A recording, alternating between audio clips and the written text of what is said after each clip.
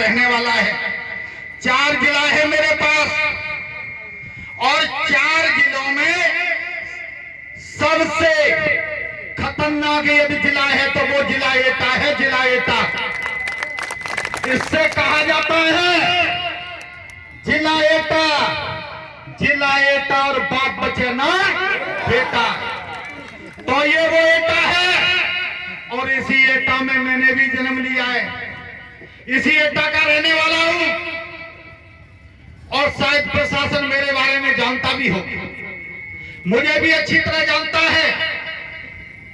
और ये जिला एटा और हमारे जनपद आसपास के लोग भी जानते हैं कि मंडल उपाध्यक्ष कितना संघर्षी है और कितने लोगों से जुड़ा हुआ है।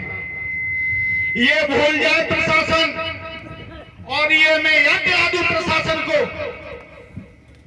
कि ना तो किसानों की जमीन जाएगी और ना ही किसानों के मकान पे बिल्डोजर चलेगा। बिल्डोजर सरकार कान खोल के सुन ले। सुबह मुझे एसडीएम महोदय और तहसीलदार महोदय रास्ते मिले थे, यहाँ नमस्ते करते हुए निकल गए, लेकिन मुझे नहीं पता था कि किसानों को भड़का करके गए हैं कि मीटिंग में नहीं जाना। ये भी ये एटा के किसान भड़काने में आ गए तो कोई मतलब नहीं है हमारा इस एटा में कि किसान एटा के भड़क जाएंगे और कह देंगे कि हम घर से नहीं निकलेंगे। याद होगा इसी एटा ने माननीय प्रधानमंत्री राजीव गांधी जी थे और इसी एटा के हमारे योद्धा एक विधायक हुआ करते थे लट्टू ऋषि दत्ता, जिन्होंने हेलीकॉप्टर भी नीचे नहीं उतरने दिया, नीचे नहीं उतरा था। और उसी एटा के हमें जा जमीनों पर तो आसपास नहीं घूमने देंगे, आसपास घूम जाओ तो हमसे कह देना। ये संघर्ष जारी रहेगा। मैं प्रशासन को अवगत करा दूं कि ये जमीन 22 किसानों को उनके नामांकन की जाए, प्रस्ताव यहां बनाया जाए।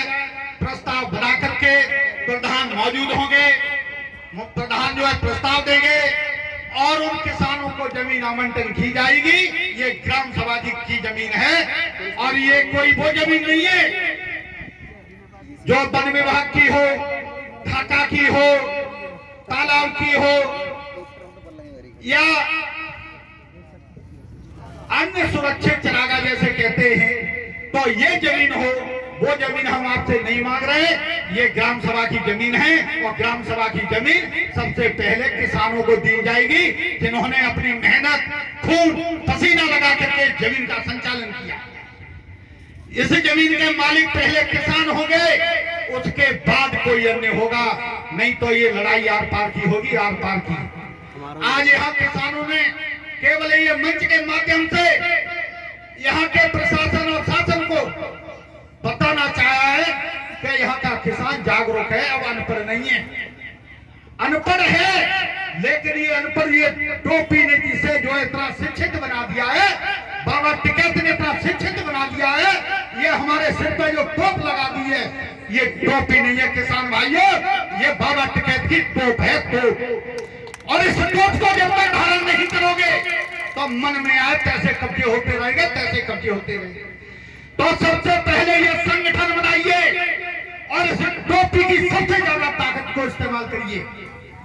किसी भी भाई के सिर पे बगैर टोपी के नहीं देखना चाहते हम। जो किसान है वो किसान बाबा टिकैत की टोपी का धारण करेगा, नहीं तो वो किसान नहीं है।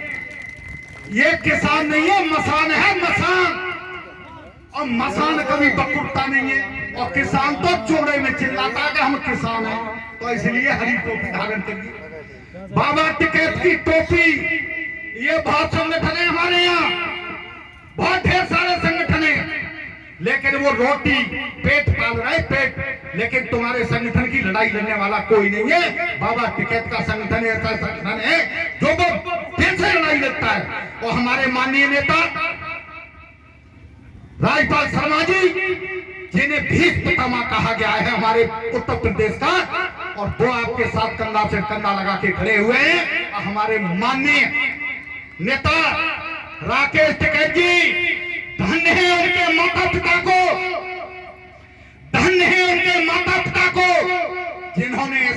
को जन्म दिया, और उस माँ को कोटि कोटि नमन जिन्होंने ऐसे बेटे को जन्म दिया जो आज हमारी लाज बचाने के लिए हम एक नहीं, एक टिकट नहीं, पूरा भारत देश टिकट बना दिया है उन्होंने, पूरा भारत देश टिकट बना दिया है। अफसोस है कि हमारे संचालन महोदय बार बार इशारा दे रहे हैं, और इशारे पे मुझे थोड़ा ध्यान देना होगा, लेकिन ये मैं प्रशासन से फिर कहना चाहता हूं, प्रशासन से ये फिर कहना चाहता हूं, शासन से कि समय है, इस लड़ाई को लंबा ना ले जाएं। ये लड़ाई लंबी गई तो उतनी ही आगे और बढ़ेगी, और बढ़ेगी। इसलिए इसका निस्तारण समय रहते कर लिया जाए तो उनके लिए ही अच्छा होगा। ये संगठन विराट रूप भी धारण कर सकता है, विराट रूप भी। इसके लिए तैयार हैं आप? ये किसान भाई, अरे तैयार हो? यदि हमें जेल भरो भी आंदोलन करना पड़ा, मैंने 11 तारीख को भी कहा था कि समय बहुत नाजुक आ रहा है, हमें अग्निवीर बनाए जा रहे हैं, हमें ढाका बनाया जा रहा है, ये बनाया जा रहा है, वो बनाया जा रहा है, और केवल हिंदू मुसलमान पर केवल झोंका जा रहा है। मैं पूछना चाहता हूं प्रशासन से और देश के लोगों से पूछना चाहता हूं, क्या अग्निवीर मुसलमानों ने बनाए? क्या नौकरियां मुसलमानों ने छीनी? क्या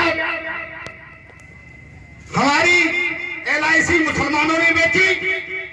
क्या हमारे उद्योग जो बिक गए, रेलवे बिक गई, बिक गई, सारे हवाई जहाज अड्डे बिक गए, क्या ये मुसलमानों ने बेचे? केवल एक भ्रमित किया जा रहा है, आपको भ्रमित किया जा रहा है कि हिंदू मुसलमान, ये दिमाग से निकाल दो। हम हैं किसान, और किसान के बेटे हैं। अगर आपको हमारा ये वीडियो पसंद आया हो तो इसे लाइक और शेयर जरूर करें, और हाँ, हमें सब्सक्राइब और फॉलो करना ना भूलें ताकि आप देश और दुनिया की कोई खबर मिस ना करें।